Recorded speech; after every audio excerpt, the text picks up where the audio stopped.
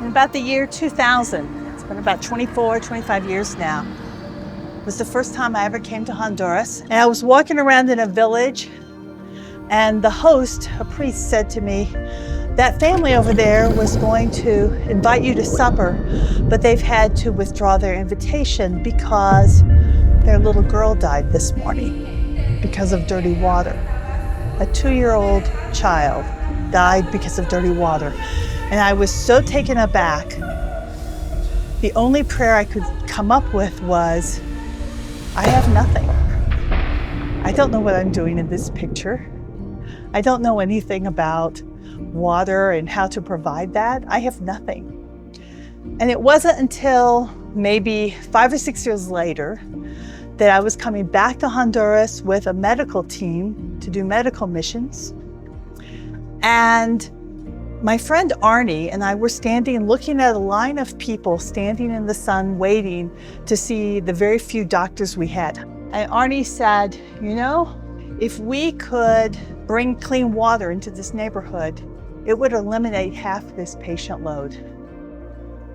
And I could only say, so how are we going to do that? And that's how we began finding Water by Women.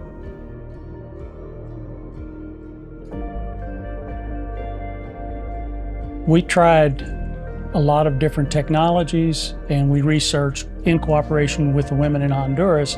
We asked questions, they trusted us enough to tell us, and we looked at different things from wells to different filtration systems to infrastructure.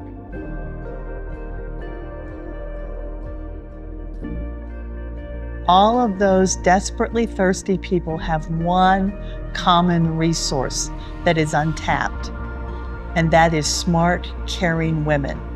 And they're at the point of use. They're at the point of the problem, which is small children in the home drinking dirty water. And what they really wanted was something that would work inside their own homes, something they could control and manage, and something that required only gravity and their love for their family. And that's the filter system that we're using.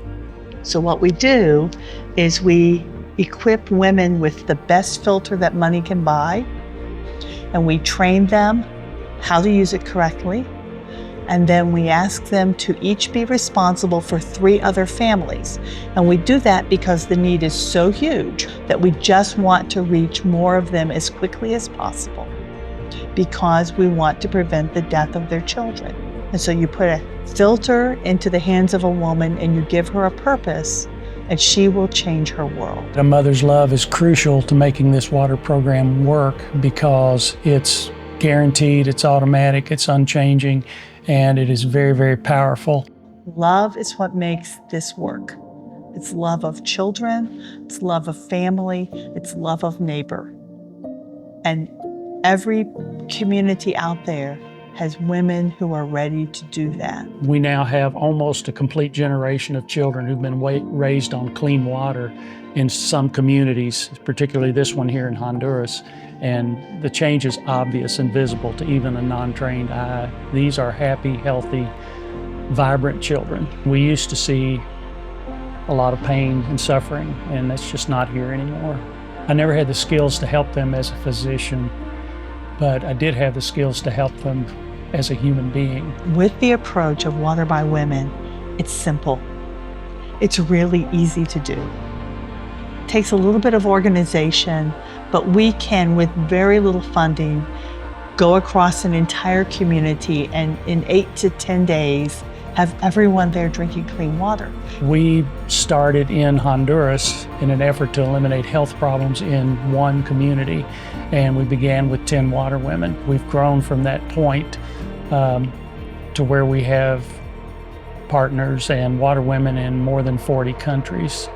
And it works everywhere, regardless of language, regardless of religion, because mother's love is a universal, divine, constant thing.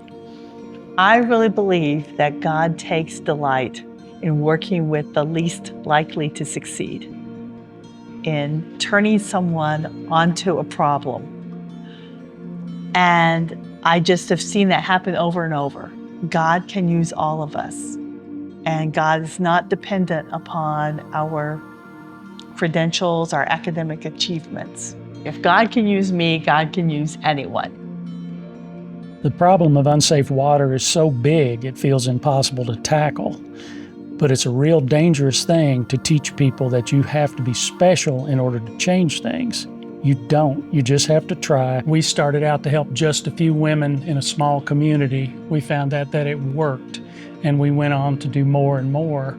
And we found out that it is possible to solve large problems with simple love solutions. A mother's love is what makes this work, and it would be a mistake to underestimate how much that kind of love can change things.